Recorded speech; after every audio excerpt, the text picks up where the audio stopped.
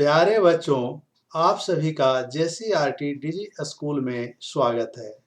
आइए आज हम लोग सामाजिक विज्ञान सोशल साइंस में सिविक्स में क्लास 8 में चैप्टर 6 आर्थिक क्षेत्र में सरकार की भूमिका के बारे में चर्चा करेंगे।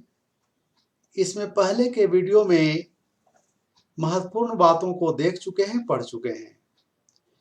आज इस वीडियो में हम लोग इस अध्याय से संबंधित महत्वपूर्ण प्रश्न जो परीक्षाओं में पूछे जाते हैं उसके बारे में डिस्कस करेंगे।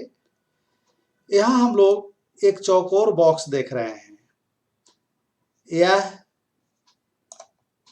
जो लिखा हुआ डिजिट है, अंक है, QR कोड है और आप अपने मोबाइल से जब इसे स्कैन करेंगे तो इस अध्याय से संबंधित बहुत सारी डिजिटल सामग्री आपके सामने आएगी जिसे आप पढ़ सकते हैं, ज्ञान बढ़ा सकते हैं।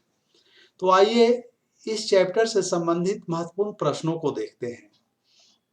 सबसे पहले इसमें रिक्त स्थानों की पूर्ति करने के लिए दिया गया है। रिक्त स्थानों की पूर्ति में सबसे पहला प्रश्न है कि शहरों में और खाली स्थान है एवं, यानी दो जगह खाली स्थान है कि शहरों में पेयजल की आपूर्ति होती है। अर्थात यहाँ पूछा जा रहा है कि पेयजल की आपूर्ति का साधन क्या है। तो शहरों में पाइपलाइन से, जो यहाँ लिखना है, एवं टैंकर से पेयजल की आपूर्ति की जाती है। आप अगर नगर में रहते हैं तो देखते होंगे। इसके बाद के प्रश्न है, खाली स्थान है के तहत गरीबी रेखा से नीचे की महिलाओं को निःशुल्क LPG कनेक्शन मुहैया कराई जाती है। यहाँ एक योजना का नाम पूछा जा रहा है।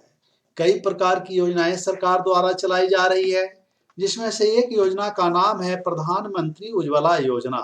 तो प्रधानमंत्री उज्ज्वला योजना के तहत महिलाओं को निःशुल्क LPG कनेक्शन मुहैया कराई जाती है।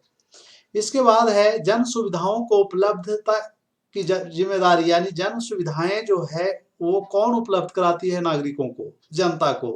तो यह जिम्मेदारी सरकार की होती है, अर्थात यहाँ खाली जगह में सरकार भरेगी।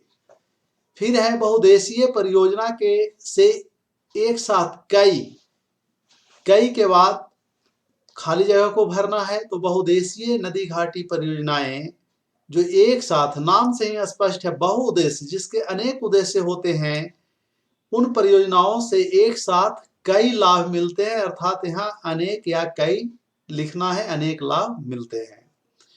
फिर है स्वच्छ भारत अभियान महात्मा गांधी के जन्म दिवस पर चलाया गया, शुरू किया गया। तो आपको पता होना चाहिए कि महात्मा गांधी जो राष्ट्रपिता के नाम से प्रसिद्ध हैं, इनका जन्म दिवस कब है? तो 2 अक्टूबर इनका जन्म दिवस है। अर्थात स्वच्छ भारत अभियान 2 अक्टूबर को आरंभ किया गया था। लेकिन साथ में यह भी बताना है कि 2 अक्टूबर को कब आरंभ किया गया। तो 2 अक्टूबर 2014 ईस्वी से स्वच्छ भारत अभियान की शुरुआत की गई है।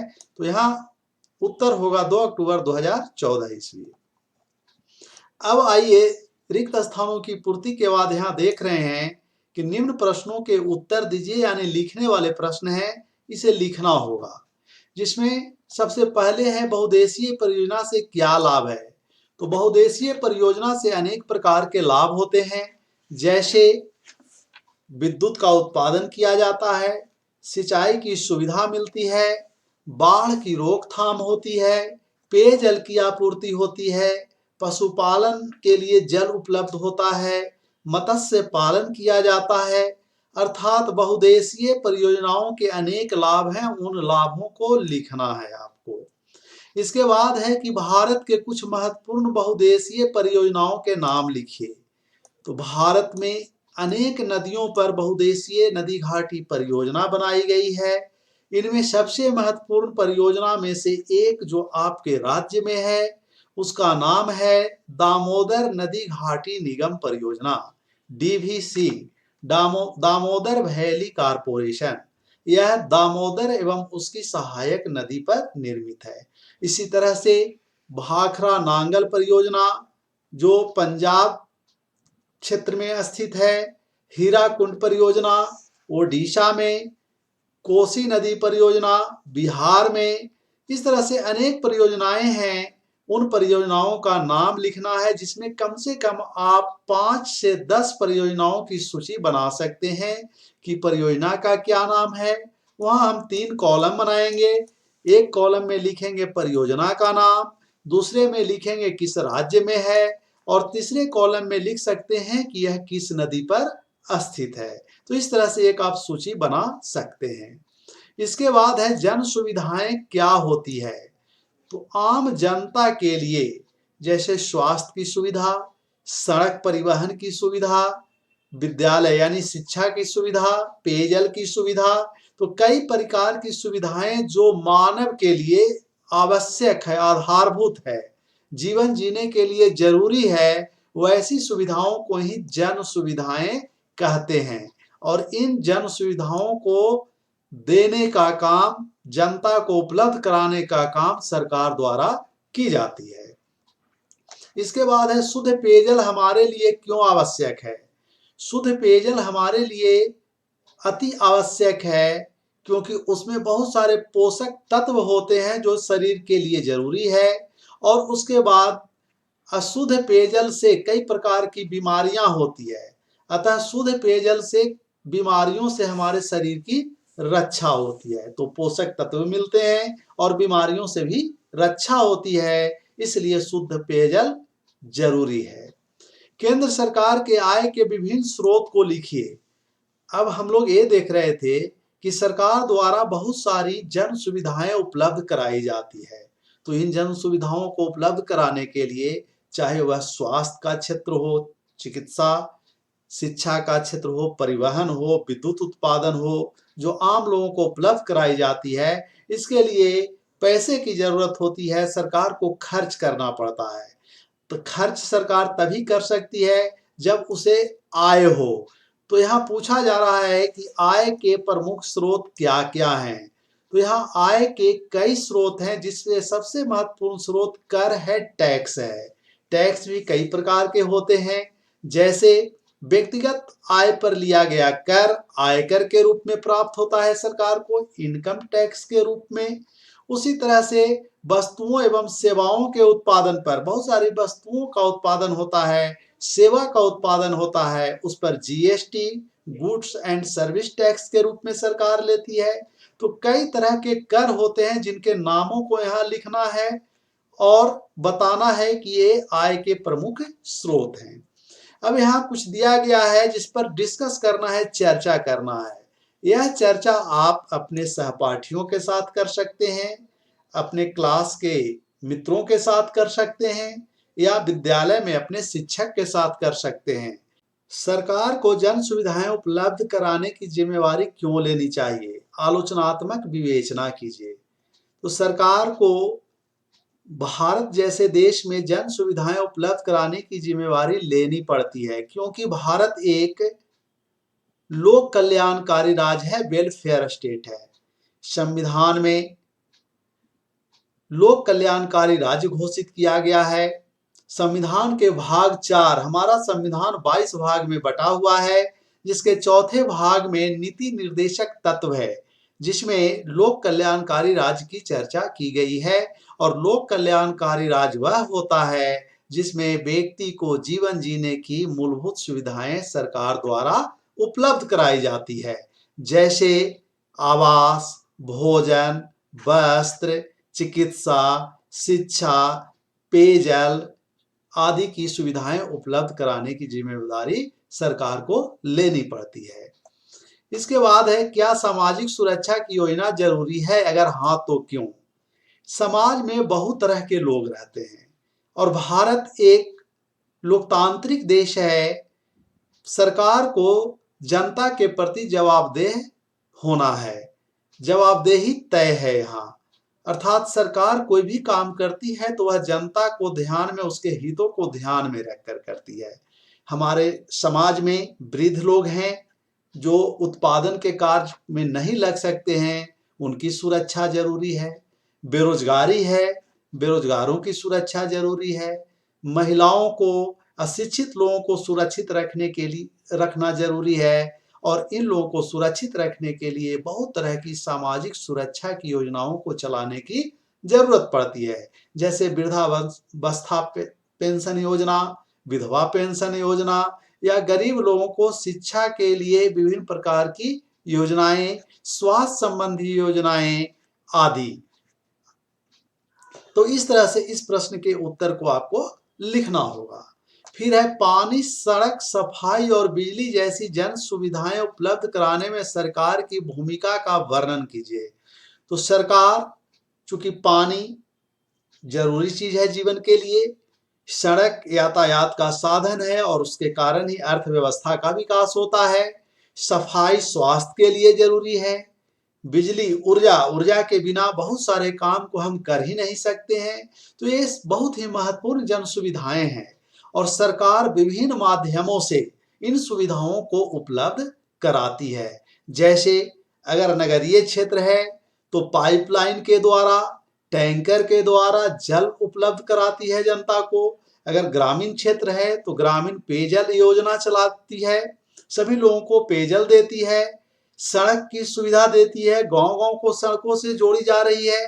सफाई के लिए विभिन्न अभियान चलाए जा रहे हैं, जैसे राष्ट्रीय स्वच्छता अभियान जो महात्मा गांधी के जन्म दिवस पर 2 अक्टूबर 2014 ईस्वी से शुरू किया गया। बिजली के क्षेत्र का विस्तार, ऊर्जा सबको मिले इसके लिए की जा रही है। तो इस प्रकार से सरकार विविध प्रकार की जन सुविधाएं उपलब्ध करा रही है। तो सरकार की भूमिका को लिखना है कि कौन कौन सी जन सुविधाएं किस प्रकार से किन माध्यमों से वह उपलब्ध करा रही है। अब है आर्थिक गतिविधियों के नियमन में सरकार की भूमिका की चर्चा कीजिए। तो किसी भी प्रकार के क्रियाकलाप के लिए जो विशेष रूप से जन सुविधा से संबंधित है, सरकार को धन की जरूरत होती है। धन वह कर के रूप में प्राप्त करती है। इसके लिए वह एक बजट बनाती है, बजट के द्वारा आय और व्यय को निर्धारित करती है।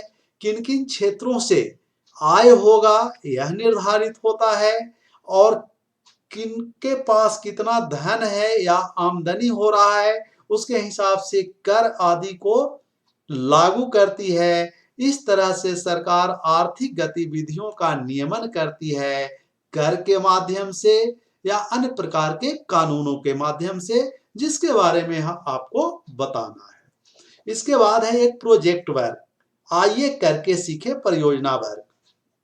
तो इसमें दिया गया है कि अपने आसपास पेयजल की समस्या से ग्रसित क्षेत्र में इस समस्या के कारणों का पता लगाइए। सबसे पहले यह है कि आप जहां रहते हैं उसके आसपास पीने के पानी की समस्या अगर उत्पन्न हो रही है तो उसका क्या कारण है। भूमिगत जल नीचे जा रहा है, जल का अत्यधिक दोहन हो रहा है, या जहां पेयजल की ये समस्या हो रही है जल में दूसरे प्रकार के रासायनिक तत्व अधिक मिल रहे हैं जो शरीर के लिए हानिकारक है। तो इन कारणों का पता लगाकर एक सूची बनाना है। यहाँ भी हम कई कॉलम बना सकते हैं, जिसमें पहले क्षेत्र का नाम लिखेंगे पहले कॉलम में, कहाँ का हम पता लगा रहे हैं। दूसरे कॉलम में लिखेंगे कि पेयजल के समस्या का क्या कारण है, तो 1 2 3 करके कारणों को लिख देंगे और फिर इसके लिए क्या सुझाव देंगे आप, तो सुझाव को भी अगले कॉलम में 1 2 3 करके लिखेंगे। जैसे जल का अत्यधिक दोहन नहीं करना चाहिए। फिर लिख सकते हैं भूमिगत जल अत्यधिक दोहन के कारण नीचे जा रहा है तो वर्षा जल संग्रहण की चर्चा कर सकते हैं। फिर वृक्षारोपण के बारे में बता सकते हैं। तो इस प्रकार से हम पहले कारण को एक कॉलम में लिखेंगे और दूसरे कॉलम में हम लिखेंगे कि क्या इसका उपाय है, समाधान है। तो इस तरह से हमारा एक प्रोजेक्ट वर्क तैयार हो जाएगा। फिर अगला है अपने इलाके के स्वास्थ्य केंद्र में कामकाज पर एक टिप्पणी रिपोर्ट तैयार कीजिए। आप अपने अपने क्षेत्र में जहां चिकित्सा केंद्र है, प्राथमिक स्वास्थ्य केंद्र होगा छोटे स्तर पर, बड़े स्तर पर हॉस्पिटल हो सकता है, बड़ा हॉस्पिटल हो सकता है, अस्पताल। तो जो भी आपके आसपास है उसके बारे में पहले हम उसका नाम लिखेंगे, क्षेत्र का नाम, फिर उस चिकित्सा केंद्र का नाम, फिर उसमें कॉलम बना सकते हैं कि यहाँ कितने डॉक्टर हैं, कितने अन्य कर्मचारी काम कर रहे हैं और किन किन रोगों के इलाज की यहाँ सुविधा है और प्रतिदिन लगभग कितने लोग आते हैं जिनका इलाज होता है। तो इस तरह से हम एक संक्षिप्त रिपोर्ट बना सकते हैं। तो बच्चों, आप अगर इस तरह से प्रश्नों की तैयारी करते हैं तो इस पाठ के प्रति आपकी समझ भी विकसित होगी, साथ में सरकार द्वारा किए जा रहे कार्यों के बारे में भी आप अधिक सजग और जागरूक होंगे तथा परीक्षा में प्रश्नों का सही सही उत्तर लिखने में भी समर्थ होंगे। बहुत बहुत धन्यवाद। Thank you.